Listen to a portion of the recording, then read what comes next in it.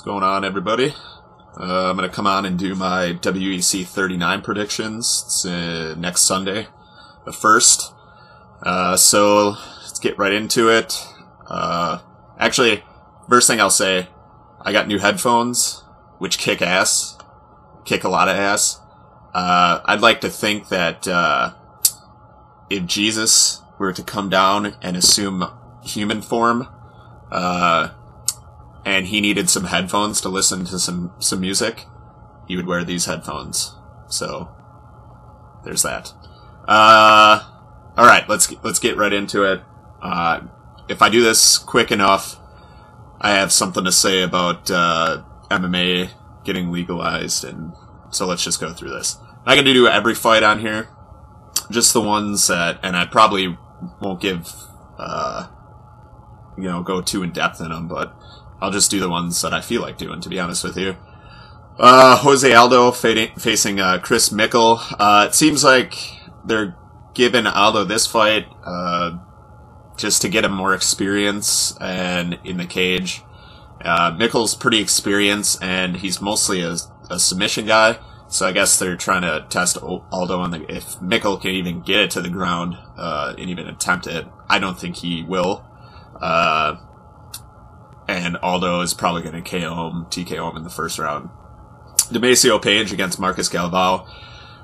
Galvao's he's a good grappler, pretty one-dimensional though. Damasio's freaking huge, for this weight class. He's fought at 155 and I believe 170. I don't know that. I just heard it from Mike Neodread. He's the one that said it. But yeah, he's huge for this weight, and I see him using his weight and his wrestling and probably grinding out a decision. Johnny Hendricks against Alex Sergikov. Sergikov's a tough guy. He's definitely a finisher. Hendricks is a really, really good wrestler. It seems he finishes fights too. This might be the last 170 fight that we ever see in the WEC. It probably is going to be. They cut the weight class, so they probably scheduled this before they decided to cut it. Hendricks, he's got a sub on his record too, a Bravo choke, so I don't know, he's pretty good on the ground, knows what to do when he gets there, just doesn't lay on top of people. Sergikov's tough. I don't know if Hendricks can finish it. I think he will, though, and I think he TKOs him in the second or third round. Third round stoppages are, kind of not probable, but I'm going to go with it anyways. Alex Karalexis against Greg McIntyre. Karalexis, ultimate fighter, veteran, coming off the show. He's on the first season. Mostly, a stand-up fighter when he first got into it. His ground game has improved. I thought actually he was going to win the fight against Bart Palashevsky on the last card, and Palashevsky impressed me. So anyways, Karalexis TKO in the second round. Speaking of Palashevsky, he's fighting Richard Crunkleton. This should be a good fight. Crunkleton, he's a good fighter, pretty well-rounded. Palashevsky's fought a lot tougher competition. I like Palashevsky. Pretty much anybody you put him in there is going to be an exciting fight. Palashevsky's really good grappler, but he likes to stand and trade. Sometimes he gets the worst of that, but, he's got a lot more experience with tougher guys. I think he wins a decision here. I don't know if he's going to be able to finish Crunkleton. Crunkleton has been finished before, most notably by Razor Rob McCullough, which is a nice segue again. Anyway, Palashevsky decision. Razor Rob McCullough fighting Marcus Hicks. Hicks is a really tough guy. He's got a professional boxing record, so he's fought. He's a pretty good boxer. Tough as hell. Pretty good submissions. He's kind of like Joe Stevenson, where he's got a sick guillotine just because how short his arms are, and he locks it up. He's strong as hell. And McCullough, he has a tendency to, especially lately, to not want to engage on the feet that much.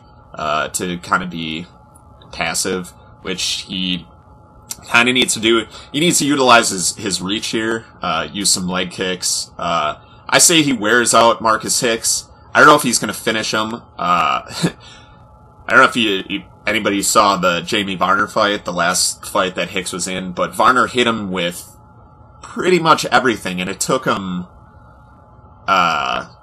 Hicks took a beating. Like, you almost have to hit that guy in the face with a shovel to put him out. So, can McCullough do it? Yes. If he does TKO him, it's going to be in the later rounds after wearing him out. You're most likely a decision, I would say, but he can TKO him too. Main event, Mike Thomas Brown against Leonard Garcia. Both guys pretty well rounded. Mike Thomas Brown, huge for 145. Obviously, he's the current champion. Just TKO and Uriah Faber. Garcia's got power up the ass. I mean, he can unload on your face in a hurry. That sounded bad, but, you know, with punches, not, you know what I'm talking about. Pretty good on the ground. Both guys have good cardio.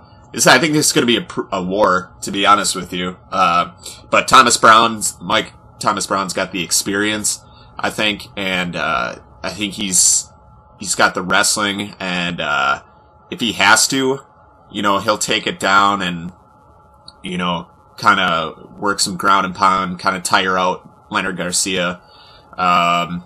Might go to a decision, and that's probably the best bet here, because Garcia's tough as hell and he's hard to finish. So I'm going to go with Mike Thomas Brown by decision, 5-round decision.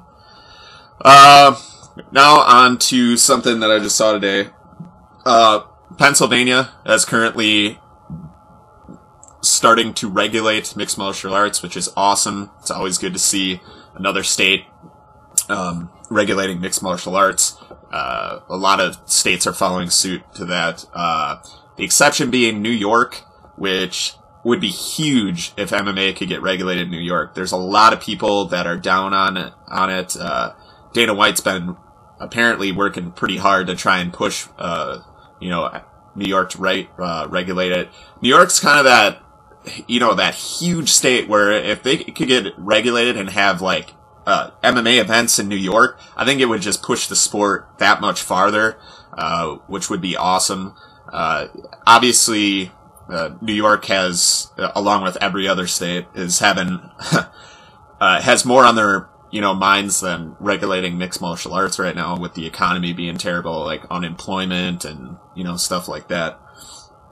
But I think it's a step in the right direction for people in New York to say, hey, like, especially Pennsylvania being so close to New York, that, if somebody goes to Pennsylvania, maybe the UFC, and there's it's a huge show, there's a lot of good places, not a lot, Pittsburgh you could go to, Philadelphia, are two pretty big venues that they could probably hit. But if they bring in a lot of money and it helps their economy, New York would almost have to look at that and say, well, if this would help out our economy a lot to come for them to come in, and hold because when MMA holds events in cities, the venue, it only helps the local economy there too. So yeah, hopefully New York gets on the ball pretty soon and does this, but it's a good day. It's a good day. This will be a great card. I'll probably do a review video along with maybe some more news or something like that. Yep, that's all for me. Guys, stay metal. Enjoy the card.